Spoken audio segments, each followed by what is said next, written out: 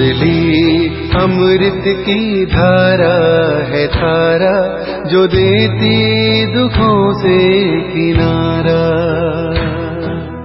मुरली अमृत की धारा है धारा, जो देती दुखों से किनारा।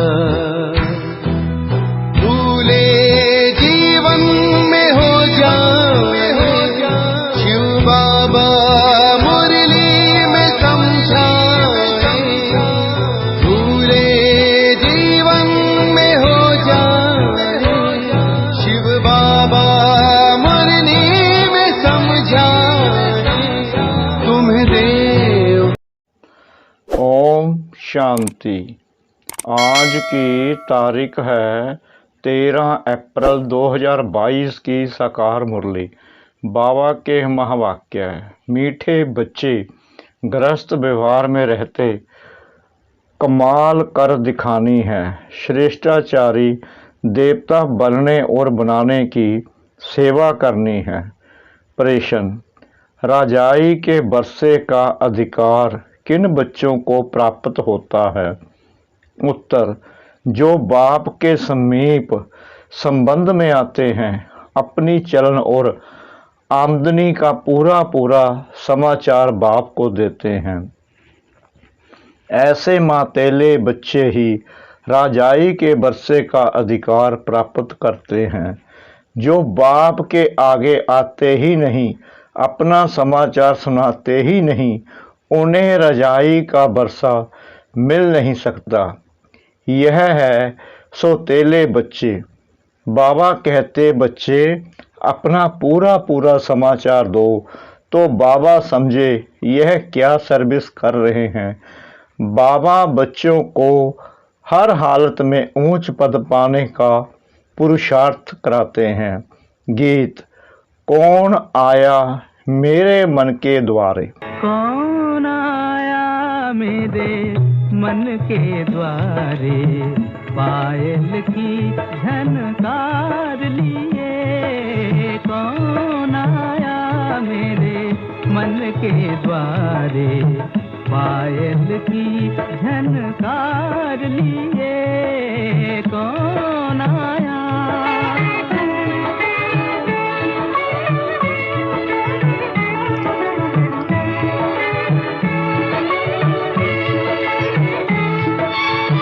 ओम शांति।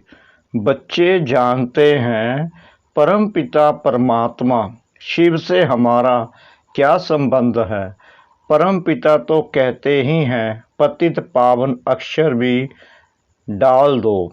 दिल में है कि पतित पावन परमपिता परमात्मा शिव से हमारा संबंध बाप का है। बाप कहते हैं, मैं बच्चों के सामने प्रत्यक्ष होता हूँ। बाप बच्चों से ही रूह रिहान करते हैं, मिलते जुलते हैं। जो बात समझाई जाती है वह फिर औरों को समझानी है। अभी तुम जगत अम्बा और जगत पिता को भी जानते हो। शिव को जगत पिता नहीं कहेंगे, क्योंकि जगत में प्रजा है, इसलिए कहा जाता है प्रजापिता ब्रह्मा और जगत अम्बा। अम्बा सारे जगत की, इससे सिद्ध हुआ वह रचयिता है। यह भी समझ चाहिए, मनुष्य तो सब परमात्मा को याद करते हैं, परंतु जानते नहीं। तुम अब परमपिता परमात्मा को, जगत अम्बा को, प्रजापिता ब्रह्मा को जानते हो। उनकी आए संतान बने हो। लौकिक माँ बाप तो सबको हैं, उनको जगत अम्बा जगत पिता नहीं कहेंगे। जगत अम्बा जगत पिता होकर गए हैं, इस समय फिर तुम आकर उनके बने हो। फिर से हिस्ट्री ज्योग्राफी रिपीट हो रही है। तुम जानते हो हम अब बाप से वर्षा ले रहे हैं। बाप है स्वर्ग स्थापन करने वाला, जिसमें लक्ष्मी नारायण का राज्य था। तुमको भी बादशाही मिली है। अब फिर से तुम ले रहे हो, तो तुमको पूछना चाहिए, परमपिता परमात्मा को जानते हो? यह बात ऐसी है जो समझते हुए भी भूल जाते हैं। अपने आप को भूल, माता पिता को भूल, वर्षा गवा देते हैं। यह है ही युद्ध स्थल। तुम इस समय माया पर जीत पाने के लिए युद्ध के मैदान पर खड़े हो। जब तक अंत न आए तो लड़ाई चलती रहेगी। उस लड़ाई वाले भी जानते हैं, अगर हम चाहें तो सेकंड में सबको उड़ा दें। अभी तो एक दो को हथियार देते रहते हैं, कर्जा देते रहते हैं। अगर कोई मार दे तो कर्जा खत्म हो जाएगा। बाबा भी अखबार पढ़ते हैं, बच्चों को भी अखबार पढ़कर उससे सर्विस करनी चाहिए। बाबा से पूछना चाहिए, बाबा आप तो मालिक हो, फिर रेडियो क्यों सुनते हो? अब बच्चे, मालिक तो शिव बाबा है। हमको कैसे पता पड़े कि वायुमंडल क्या है, कहाँ तक लड़ाई आदि के आसार हैं? इस समय गप्पोड़े तो बहुत मारते हैं, सदाचार कमेटियाँ आदि बनाते हैं। उनको लिखना चाहिए, यह दुनिया ही भ्रष्टाचारी है। सदाचारी कोई कैसे हो सकता है? भ्रष्टाचारी भिखारी को कहा जाता है। यह बातें तुम बच्चे ही जानते हो। बच्चों में भी नंबरवार है। तुम सबसे पूछो कि परमपिता परमात्मा से आपका क्या संबंध है। जैसे क्रिश्चियन जानते हैं क्राइस्ट ने फलाने समय पर जन्म लिया। अच्छा, उनके आगे कौन थे? लक्ष्मी नारायण को राज्य किए कितना समय हुआ है? इस समय आदि सनातन देवी देवता धर्म वाले ही धर्म भ्रष्ट कर्म भ्रष्ट हो गए हैं। शास्त्रों में ही लाखों वर्ष कह दिया है। अब तुम सुजाग हो गए हो, फिर औरों को भी सुजाग करना है। तुम जानते हो शिव हमारा बाप है, प्रजापिता ब्रह्मा और जगत अम्बा भी हमारे मम्मा बाबा हैं। फिर पूछा जाता है, लक्ष्मी नारायण को सत्तू का बरसा कहाँ से मिला?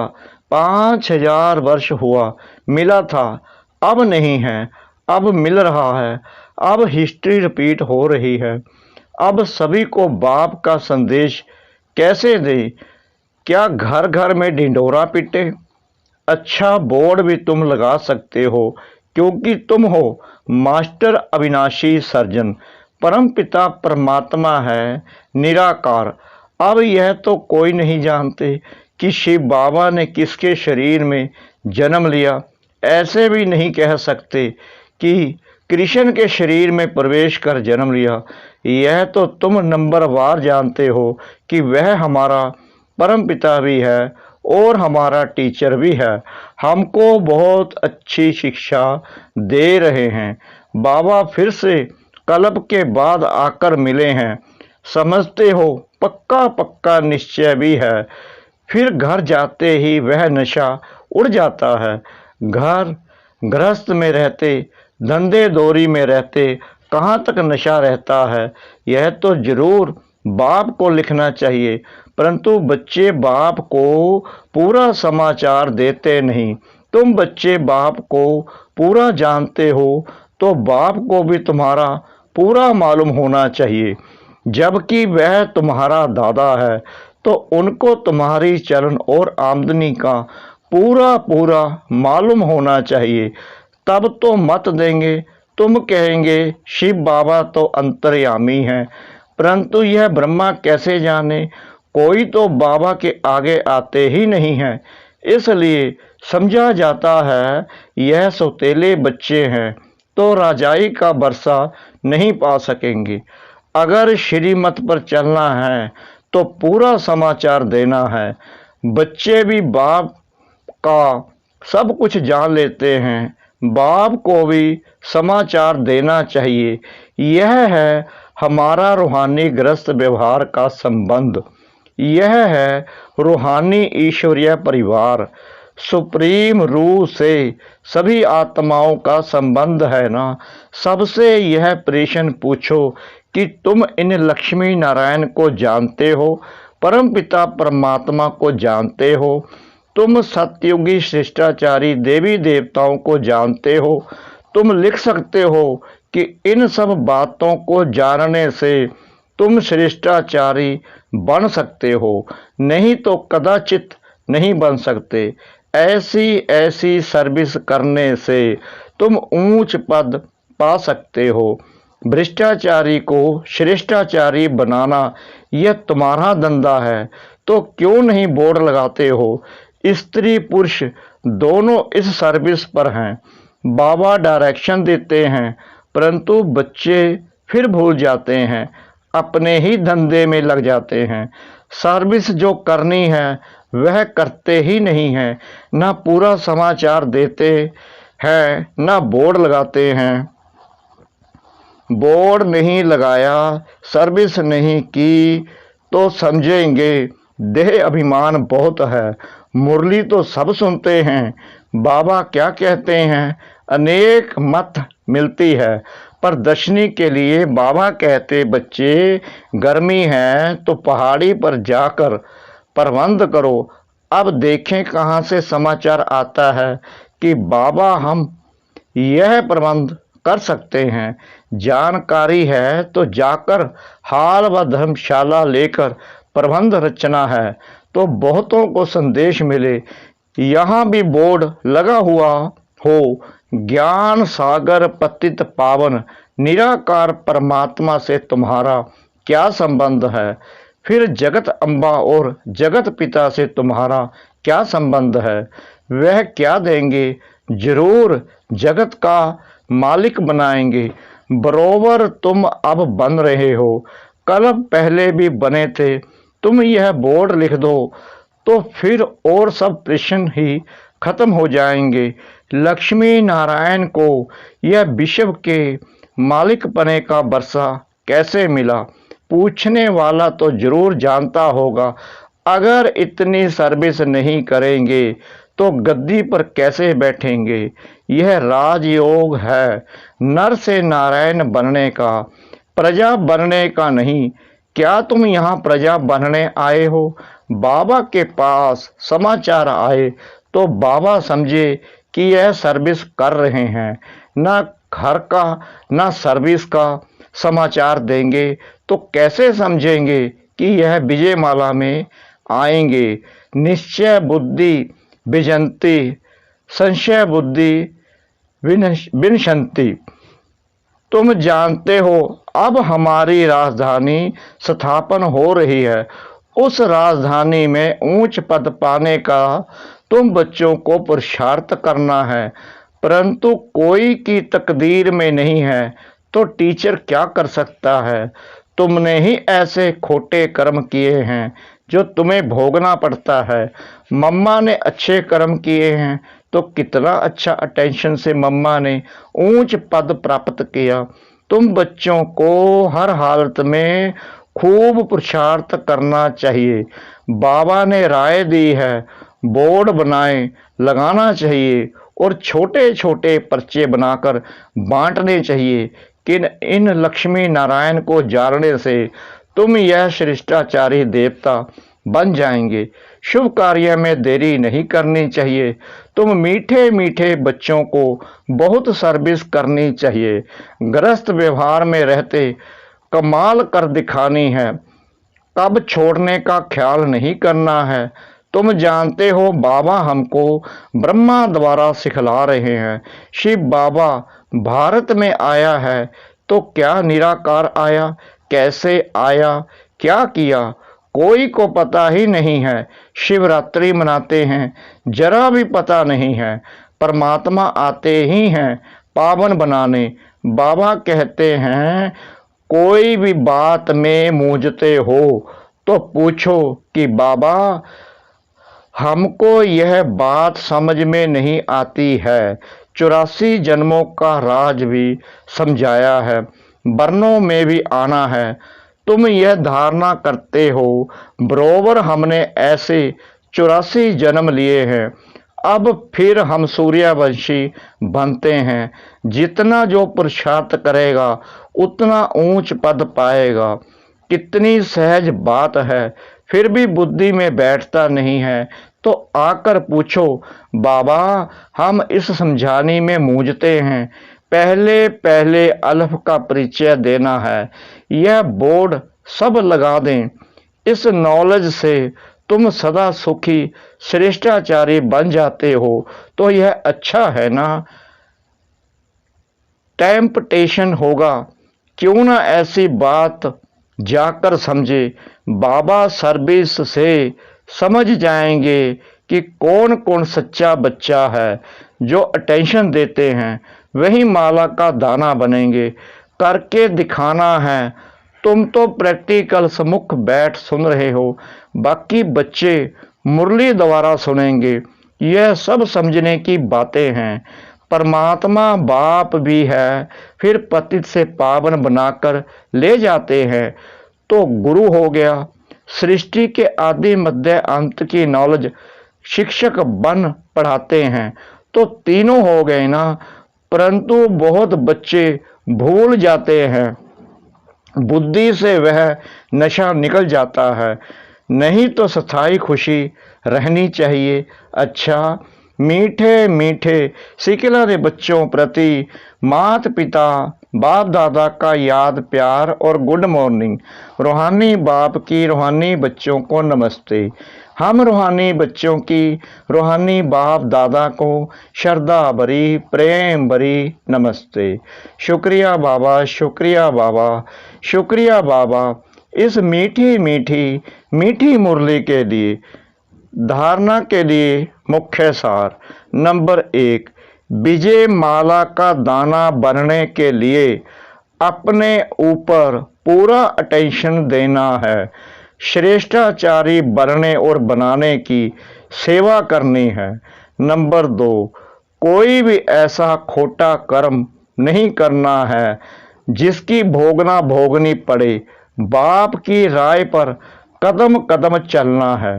वरदान, अपनी आकर्षण में स्थिति द्वारा सर्व को आकर्षित करने वाले रूहानी सेवादारी भव। अपनी आकर्षण में स्थिति द्वारा सर्व को आकर्षित करने वाले रूहानी सेवादारी भव।